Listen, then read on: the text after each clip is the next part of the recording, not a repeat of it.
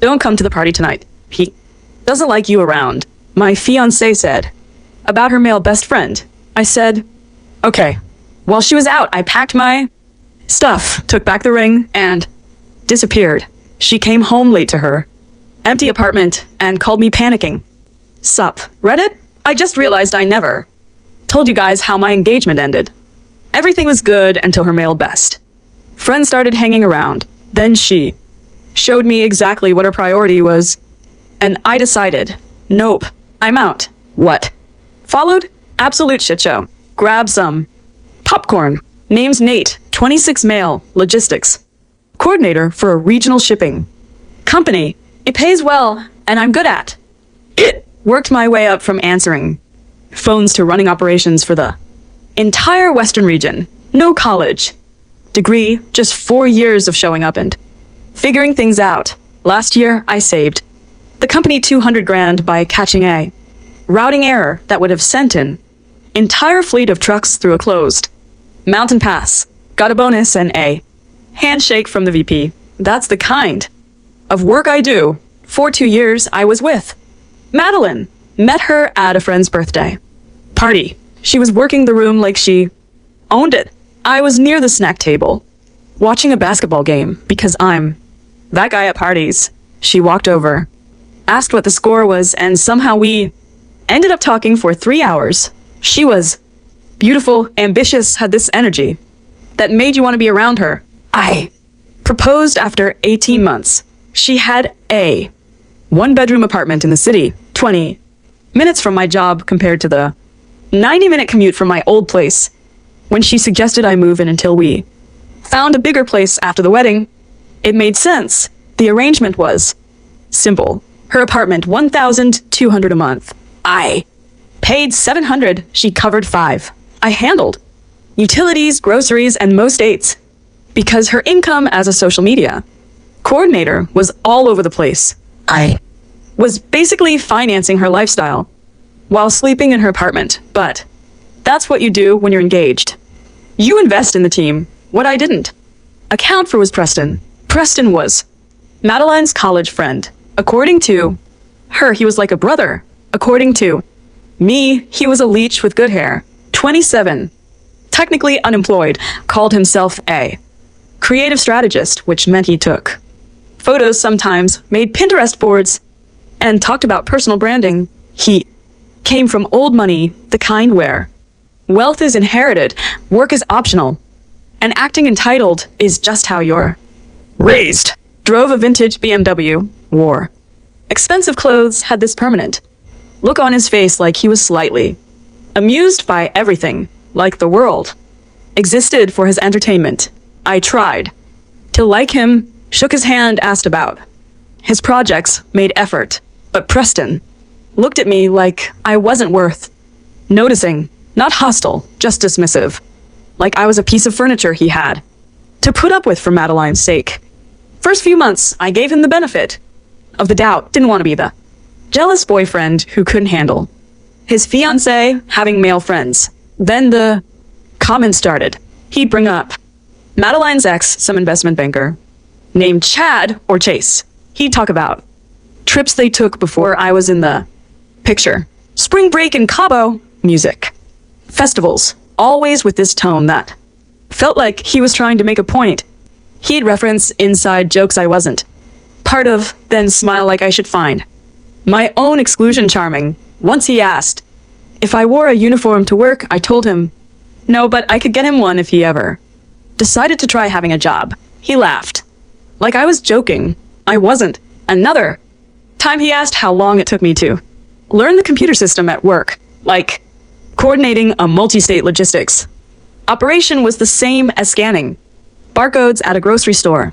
I explained that I managed carrier relationships across 6 states and negotiated contracts worth more than his car. He nodded like I was describing my weekend hobby. I let most of it slide, kept my mouth shut, watched. Guys like Preston aren't dangerous. They're just annoying. The best move is to let them expose themselves while you stay above it. At least, that's what I kept telling myself. The night everything shifted started like any other Tuesday. They worked a 10-hour day coordinating a shipment reroute after a truck broke down outside Reno with $40,000 worth of electronics sitting in the trailer. My supervisor was breathing down my neck.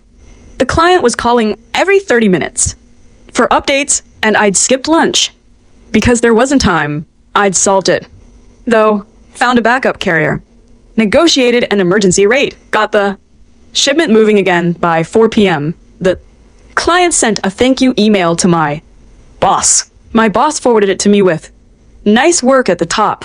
By the time I got home at 8:30, I wanted food, silence, and maybe a game on TV. Instead, I walked into the kitchen to find Madeline and Preston eating my ramen. Not the cheap instant stuff, the imported kind I'd found online. $15 a pack. Madeline barely looked up when I walked in. She was laughing at something Preston had said. Preston was sitting in my usual seat, the one facing the TV. I grabbed a glass of water and leaned against the counter. That's my ramen, I said, just stating a fact. Preston slurped a noodle with way too much enthusiasm. Madeline said you wouldn't mind. Sharing is caring, right? Sharing means someone asks first. He laughed. Chill out, bro. It's just noodles. You can order more. I can, but I shouldn't have to. Nate. Madeline's voice had that tone. The one that meant I was being the problem. Preston just got back from a really draining photo shoot. He needed something comforting. A photo shoot? I repeated. For what? Preston waved his hand like the question was beneath him. Personal project. Exploring themes of urban isolation through candid street photography. You probably wouldn't get it. It's more of a creative thing, right? He smirked. I thought about the 18 calls I'd made that day, the carrier I'd sweet-talked into an emergency. Pick up the client I'd calmed down with. A tracking update and a promise. The disaster I'd prevented because I knew the backup routes by heart. All of it. Invisible to people like Preston. Nobody said anything for a solid 10 seconds. Enjoy the noodles, I said and walked to the bedroom. Behind me, I heard him mutter something about me needing to loosen up. Madeline made a sound of agreement, not backing him up completely, but not defending me either. Just said she'd rather keep things smooth than have my back. That was strike one. Strike two came a week later, when I came home to find him wearing my jacket. My nice jacket. The leather one I bought with my first big bonus at work. He wasn't borrowing it. He was wearing it like it was his. When I asked about it, Madeline said he'd gotten cold and it was just hanging by the door. When I told him to take it off, he looked at me. It's just a jacket, dude. I'll give it back. Give it back now. He made a whole production of removing it. Sighing like this was exhausting. Handing it over like he was doing me a favor. Didn't realize you were so attached to your stuff, he said. Didn't realize you had trouble understanding what belongs to who. He blinked. For half a second I saw something flicker behind his eyes. Surprise, maybe, or the first hint that I wasn't going to be as easy to push around as he'd figured. But he recovered. Quick, flashing that smug smile. My man won't happen again. It happened again. Different stuff. My shaving cream, my snacks, my spot on the couch. He started leaving his stuff around the apartment like he was marking his territory. A jacket here, shoes there, his fancy camera bag taking up half the kitchen counter. Once I found his phone charger plugged into my nightstand in our bedroom. He'd been in our bedroom. The worst was when I came home to find him using my gaming setup, my PlayStation, my controllers, my account. He was halfway through the game when I walked in. Hope you don't mind, he said, eyes glued to the screen. Madeline said you wouldn't care. I cared. When I mentioned it to Madeline, she said I was being territorial. Said Preston was just comfortable here. Said that was a good thing. I didn't agree. Strike three was the comment about the ring. We were all sitting in the living room one night. Madeline was showing Preston her wedding Pinterest board. scrolling through venues and dresses and color schemes. He was making occasional sounds of approval, playing the supportive friend role. I was on the couch pretending to watch the game while listening to every word. Wedding planning had become something I watched from the sidelines instead of being part of. Then she showed him a photo of her engagement ring, the one I'd spent for months saving for, the one I'd picked out myself after researching cuts and clarity and all that stuff that I'd never cared about until I cared about her. $3,000, overtime shifts, skipped vacations. Is that what he got you? Preston asked, zooming in on the photo. Yeah, isn't it beautiful? He studied it, tilted his head. It's nice for what it is. I felt my jaw tighten. What's that supposed to mean? Nothing, man. It's just he glanced at Madeline. Remember Cameron's ring? The one from Tiffany's? That thing was like 2 carats. Absolute rock. Cameron was different, she said. But she didn't say my ring was better. She didn't defend it. I stood up, walked to the kitchen, poured myself some water. When I came back, they'd moved on to discussing venues, but something had changed. I could feel it. For the next 2 months, I watched my relationship fall apart from the inside. Madeline started spending more time with Preston, planning sessions for his creative projects that never seemed to turn into actual work, gallery openings where they'd stand around drinking free, sparkling water, and talking about art. They didn't understand networking. Events for industries neither of them actually worked in.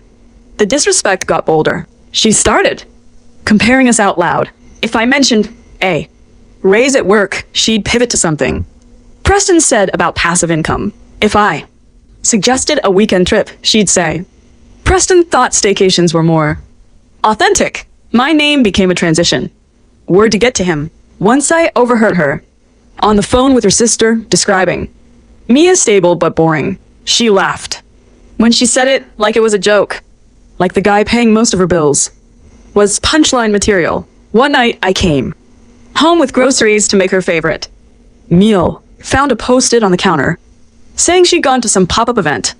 No text, no heads up, just a note like I was a roommate she barely put up with. Half the time she'd forget to mention these outings until she was already heading for the door. I'd come home expecting dinner together and fine day. Text saying she'd be back late. Sometimes there'd be an apology. Sometimes there wouldn't. The engagement ring started staying in her jewelry box more often than on her finger. She said it was because she didn't want to damage it. I noticed she never forgot to wear it when her parents visited. Meanwhile, I kept paying my share of the rent, kept covering utilities, kept showing up like nothing was wrong because I kept hoping she'd snap out of it. She didn't. The night of the roast happened in late October. Preston was over again and they were planning his Halloween costume for some exclusive party a friend of his was throwing. Beckham something. Old money kid with a warehouse loft and more trust fund than taste. You should. Come. Madeline said to Preston. It's going to be incredible. Beckham rented out an entire warehouse space. Obviously, I'm coming. I helped design the aesthetic for the whole event. He turned to look at me with that smile, the one that never quite reached his eyes. You should come too, Nate, if you can get off work. I can get off work. Really? He raised an eyebrow. I figured logistics guys worked around the clock. All those packages just tracking themselves, right? Something in me snapped. Actually, I said, setting down my soda, let me break something down for you, Preston. Since you've never had a real job, I get that the concept might be confusing. Madeline's head snapped toward me. Nate, my job involves moving physical goods across an entire country. I negotiate rates, solve problems in real time, and work 10-hour days so people like you can order vintage cameras online and have them show up at your door like magic. Meanwhile, you take pictures of streets and call it art. You spend family money and call it a lifestyle. Preston's smile flickered. I wasn't trying to. You've been in this apartment 30 times. Eaten my food, worn my clothes, and not once shown even a little respect. You talk down to me like I'm some robot. Because I actually work instead of coasting on money you didn't earn. The room went dead quiet. Here's the difference between us. Everything I earned. The ring on Madeline's finger? 4 months of overtime. The jacket you tried to steal? A Christmas bonus. My car? Used but paid off. His face was cycling through colors like he was having a small breakdown. You're 27 years old, and your greatest achievement is having Instagram followers. I might be a logistics guy who drives a regular car, but at least I'm not some leech with an inflated ego. He stood up so fast. Yeah, I'm done with this. Good. Door's right there. He grabbed his jacket, looked at Madeline like he expected her to stop him. She didn't. Madeline, text me when your fiancé learns how to act like a normal person. The door slammed hard enough to shake. The pictures on the wall. Madeline turned on me, her face red with anger. What is wrong with you? He's my friend. You had no right to talk to him like that. He's been disrespecting me for months in this apartment, eating food I paid for, wearing clothes I own, making comments about the ring I bought you. Those were jokes. You're being way too sensitive about this. I'm being honest. This is my apartment, Nate. You moved in with me. You don't get to kick out my guests. And I've been paying most of the bills since day one. $700 for rent, utilities, groceries, dates. Does that count for anything? Or am I just your ATM? She opened her mouth closed. Maybe you should find somewhere else to stay tonight. I looked at her. Maybe I should. I grabbed my jacket and my keys and walked out. I ended up at Milo's place that night. Milo had been my best friend since high school. Network admin, lived alone, had a gaming setup that took up half his apartment. And absolutely no filter. The kind of friend who helps you move on 2 hours. Notice and roasts you the entire time. When I showed up at his door at 11 o'clock p.m. with a duffel bag, he didn't ask questions, just opened the door wider, pointed at the couch, and went to the kitchen. You want a drink or food? First, he called out. Both. He came back with 2 bottles and a bag of chips, sat down across from me like we were about to break down strategy for a video game instead of my imploding relationship. Madeline, how'd you guess? Because you look like someone told you your dog died and you don't have a dog. So it's either work, family, or Madeline. And you'd still be at work if it was work. And you'd be on a plane if it was family. I let the silence stretch. She kicked me out. Milo, whistle blow. What went down? I told him everything. The ramen thing, the jacket theft, the ring comment that had been eating at me for months. The 2 months of slow deterioration, the roast I'd finally unleashed on Preston. Madeline's reaction. Milo listened without interrupting. When I finished, he was quiet for a second. Then he leaned back and nodded. So, you finally told Trust Fund Boy what you thought of him, and Madeline picked his feelings over yours. Pretty much. Good. I looked up. Good. Yeah, good. Better. You find out now than after you're married with a mortgage and a kid. She showed you who she is, bro. When it came down to choosing between defending you or keeping some unemployed trust fund leech happy, she picked the leech. That tells you everything. I was with her for 2 years, Milo. 2 years. And now you're not. Call it a lesson. He stood up, grabbed a blanket from the closet, and tossed it at me. Guest. Room's yours for as long as you need. We'll figure out the logistics tomorrow. Tonight, you sleep. The logistics? I repeated, half laughing despite everything seemed appropriate given your line of work. I didn't sleep much that night, but somewhere around 3 o'clock a.m., I realized the knot in my chest had loosened, not gone, but different, less anger, more relief. The next morning, Milo made breakfast. Eggs, toast, coffee. Didn't ask about my feelings. Just put food in front of me and turned. On SportsCenter, we watched highlights. In silence. Exactly what I needed. I stayed at Milo's for 6 weeks. Guest room. With a bed and his old college posters. On the walls. I insisted on covering. Groceries and utilities. He called it the friend discount. The first week I just worked, went through the motions, came home, ate, slept, repeat. Milo didn't push me to talk, didn't offer advice unless I asked. He just made sure there was food in the fridge, kept the PlayStation charged, and beat me at Madden every night until I started fighting back. That's when he knew I was getting better. There he is, he said. When I finally won a game, Angry Nate is back. Madeline's loss. I'm not angry. Bro, you just ran up the score by 40 points. You're a little angry. Fair point. The second week, Milo bought a whiteboard and mounted it in the kitchen. At the top, he wrote days. Without Madeline in blue marker below it, he started keeping a running tally with commentary. Day 1 survived. No. Crying detected. Day 7 still. Breathing. Credit score intact. Day 14. No regret text sent. Growth. It was dumb. Exactly what I needed. On day 18 I went back to Madeline's apartment to get my purpose. After checking her Instagram and seeing she had a brunch event that would keep her busy until at least 2. Milo came with me as backup. 2 guys move boxes faster than 1, and I wanted to be in and out before she got back. Where do we start? Milo asked. Bedroom closet. Most of my stuff is in there. Got it. I'll grab boxes from the car. We worked fast and efficient. Milo took the living room, while I handled the bedroom. I packed everything that was mine into boxes.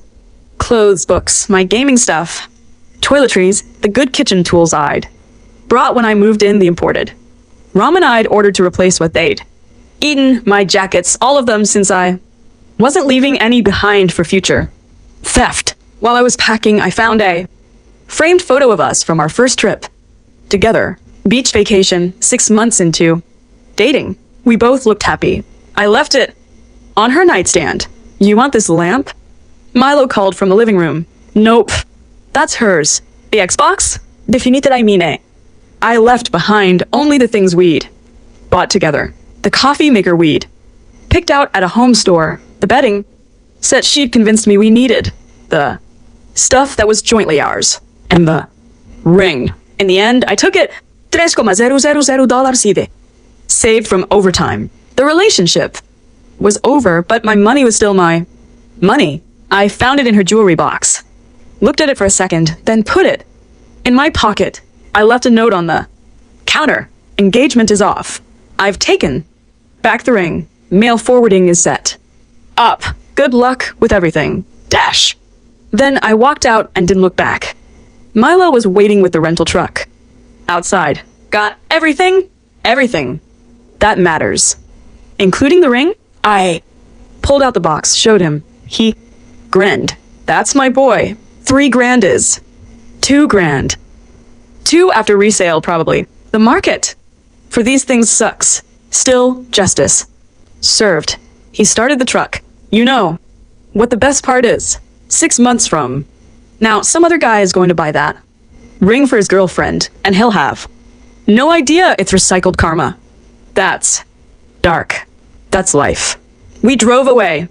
Every block, I felt lighter. The flying monkeys came right on schedule. Madeline's mom called first 3 days after I moved out. Her voice could have cut glass. Nate, I need you to explain what's going on. Madeline is devastated. She says you took the ring and abandoned her. The engagement is off. I took the ring because I paid for it, and I moved out because she asked me to. Not sure what else you need to know.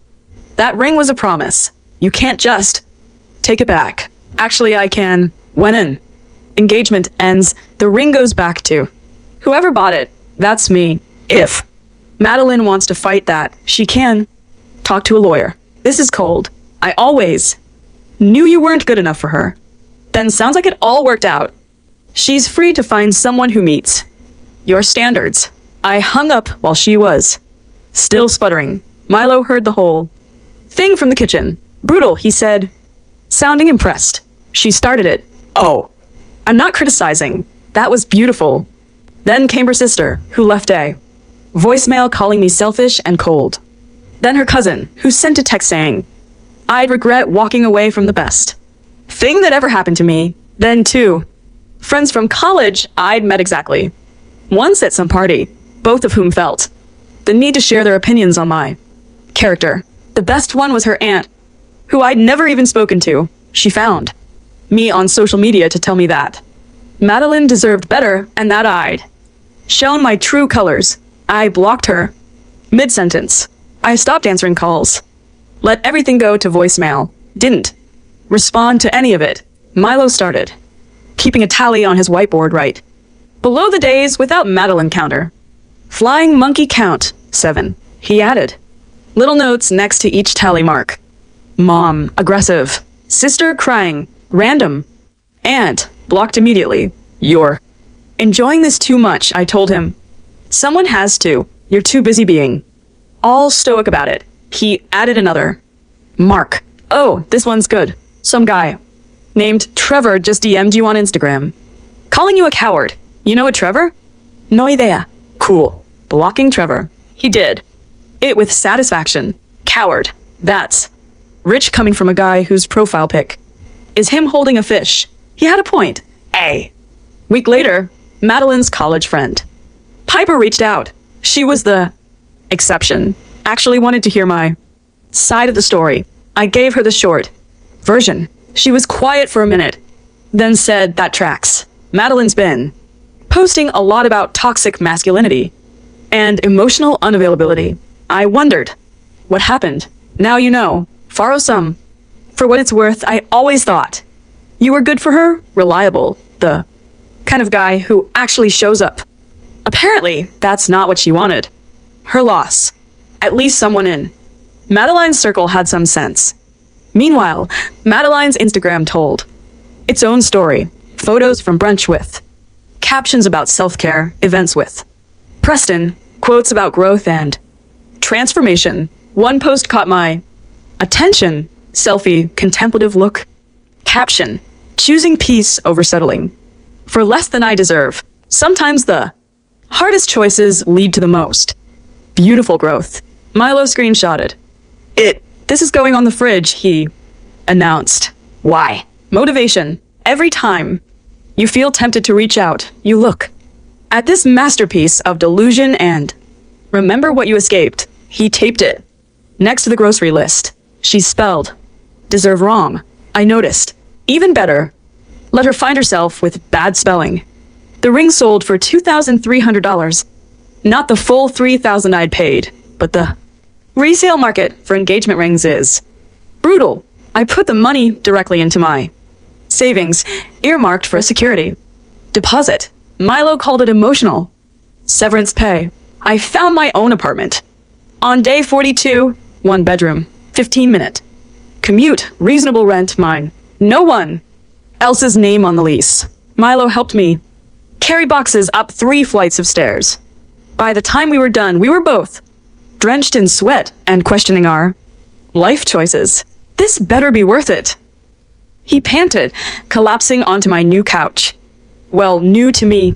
I bought it off some guy on the internet for $200. It already is. He looked around. The place looked like someone was either moving in or getting evicted, hard to tell which. You need furniture. I need a nap. You need both, but nap first. The couch was the priority. Everything else can wait. We ordered pizza and ate it on the floor because I didn't have a table yet. You know what I don't get? Milo said halfway through his 3rd slice. Preston, what was his deal? What do you mean? Like, what did he want? He's got money. He's got his own place. Why spend so much time in her apartment? Eating your food, wearing your clothes, disrespecting you in front of your fiancé. I thought about this a lot. Power. He wanted to prove he could take whatever he wanted and nobody would stop him. Madeline was just a way to do that. I was just an obstacle to step over. That's messed up. Well, he's someone else's problem now. Amen to that. That night I sat on my couch in my empty apartment. No Madeline, no Preston, no drama. Perfect. 2 months into my new life, I got a text from Piper, Madeline's college friend. She was one of the few people from Madeline's circle who'd stayed neutral during the split. Hey, got a minute? Need to tell you something. I called her that night. What's up? It's about Madeline and Preston. Things are falling apart. She told me everything. Apparently, Preston had been promoting some kind of creative collective for months. An arts funding initiativa, a community of creatives, pooling resources to support each other's projects. It sounded legit on the surface. Website, social media presence, testimonials. He'd pitched it to everyone in his network, including Madeline. She'd invested $3,000. Money she definitely didn't have to spare, especially after I stopped paying for half her life. The problem was the whole thing was a scam. Classic setup. Early investors got paid with new investors' money. The people running it skimmed off the top. And when the whole thing inevitably collapsed, the money disappeared. The operation was simple, but effective. They'd host exclusive events, create the illusion of a thriving creative community, then pitch attendees on investment opportunities. Fund this documentary, back this gallery show, support this emerging artist collective. The money went into a black hole while the guys at the top lived large. Preston wasn't the mastermind. He was a recruiter. His job was to use his social connections, bring in marks who trusted him, and collect a cut on every investment. He probably didn't even know it was fraud at first, but by the time he figured it out, he was in too deep to back out. Or maybe he just didn't care. She's tried to reach him for weeks. Piper said he blocked her everywhere. Won't return calls.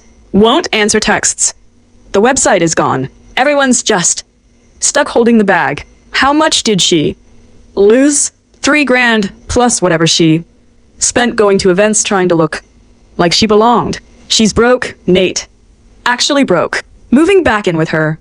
Mom, why are you telling me this? Because she's been telling people you ruined her life. That if you hadn't left, none of this would have happened. I just thought you should know what's being said. I laughed. So she got scammed by the guy she chose over me. And somehow that's my fault? Logic isn't really her thing right now. She's embarrassed and broke and looking for someone to blame. And Preston? Gone. Blocked everyone. Word is his family finally cut him off. Apparently there's only so many times you can embarrass old money before they stop writing checks. Thanks for the heads up. What are you going to do? Nothing. None of this is my problem anymore. I meant it. The first time I saw Preston after everything collapsed, I was grabbing coffee near my office. It was a regular Tuesday morning. I just closed a deal with a new carrier that was going to save the company 15% on Western routes. My boss had sent me a great work email. Life was good. Then I spotted him in line and almost didn't recognize him. He looked worn down, clothes still expensive, but they hung weird on him now. The smug expression was gone, replaced with something tired. The vintage BMW was gone too, sold to cover debts. The guy who used to radiate trust fund confidence now looked like he was doing mental math on whether he could afford the large or had to stick with the medium. He didn't notice me until he turned around with his coffee. Our eyes met. He froze. Nate, what's up? Long silence. Look, man, he started about everything that happened. Don't. I just want you to know I didn't mean for things to go the way they did. The collective thing, I didn't know it was a scam at first. I lost money too. He shifted around, uncomfortable. My family cut me off, said I needed to learn responsibility. First time in my life I've had to actually budget for Groceries. That sounds rough. It is. I've been doing freelance stuff just to cover rent, actual work, stuff I used to think was beneath me. It's been humbling, I bet. He looked at me with something that might have been hope, like we were going to bond over shared hard times, like the fact that he was now facing consequences meant we were suddenly equals. We weren't. Madeline's not doing great either, he offered, clearly grasping for some kind of connection. She blames me for the investment thing. We haven't talked in weeks. She called me a con artist. Can you believe that? I can, actually. His face tightened. I wasn't trying to con anyone. I believed in the project. You believed in the commission you were getting for bringing in marks. That's different. That's not save it, Preston. I don't care about your problems. You're standing here hoping for sympathy because your lifestyle of zero accountability finally caught up with you. He opened his mouth, closed it. For once, he had nothing to say. Here's the thing, I continued. You spent months treating me like I was beneath you. You encouraged Madeline to see me the same way. And now that your world of vibes and creative energy and trust fund security has fallen apart, you want me to tell you it's going to be okay? I just thought you thought wrong. Good luck with the freelance work. I grabbed my coffee and headed for the door. I walked out. My coffee was still hot, and somewhere behind me, a guy who called my job button pushing was about to go shoot real estate photos for a living. Life comes at you fast. The final encounter with Madeline happened 3 weeks later. I was leaving my apartment building when I saw her waiting on the sidewalk. She looked thinner, tired, cheaper clothes than usual. Nate, I stopped. I know you don't want to see me. I just need 5 minutes, please. I could have walked past her, but I was curious how this was going to play out. Talk. She took a breath, looked down at her hands, then back up at me. I messed up. I know that. I let Preston get in my head. I took you for granted. Everything you did for us. For me, I just let it slide because I was stupid and I wanted to feel special. And he made me feel like I was part of something exciting. Okay, that's all you have to say. What do you want me to say? That I forgive you? That I understand? I want you to know I'm sorry. Actually, sorry. Not because things went bad for me, but because I see now what I threw away. I leaned against my car, crossed my arms, looked at her. You spent 2 years making me feel like I wasn't enough. You let your college friend mock me in my own home. And when I finally stood up for myself, you chose him over me. I know. And now he's gone. Took your money and vanished. The guy you defended over me. The guy whose opinions mattered more than mine. He ghosted you the second things got hard. Her eyes welled up. He used me. He got me into that investment thing and then bailed. I lost $3,000, Nate. Money I put on a credit card. I lost my apartment because I couldn't make rent. Well, that sucks. She flinched. I was wrong. Yeah, you were. She wiped her eyes, straightened up, tried to pull herself together. So, that's it? There's nothing I can do? No. Way to fix this? You can move on, but it's not going to be with me. I'm asking for a second chance, Nate. One more shot to prove I've changed. I pushed off from the car and unlocked the door. Here's the thing about second chances. They only work when the person asking has actually done the work to change. You haven't. You're here because your plan A fell through and you're hoping the backup plan is still available. But I was never a backup plan, Madeline. I was just too dumb to realize that's how you saw me. That's not it is, and we both know it. I opened the car door, looked at her one last time. Goodbye, Madeline. I hope you figure out what you actually want, but do it somewhere else. I'm done being your safety net for good. I got in, started the engine, and pulled away from the curb. In the rearview mirror, I watched her standing on the sidewalk, crying. 6 months later, I got promoted to regional operations manager. 15%. Raise company car, my own office with a door that closes. Milo threw me a party at his place. Just some guys from work. A few old friends, pizza, and the game. On TV. Good stuff. Halfway through the night, my phone buzzed. A known number. It was Piper. Thought you'd want to. No, she said. Preston got arrested. I paused. For what? Guidefroth. Turns out the guys who ran that creative collective flipped on everyone to cut deals with the feds. Preston was named as a co-conspirator. They're saying he knowingly recruited investors after he found out it was a scam. How much time is he looking at? 3 to 5.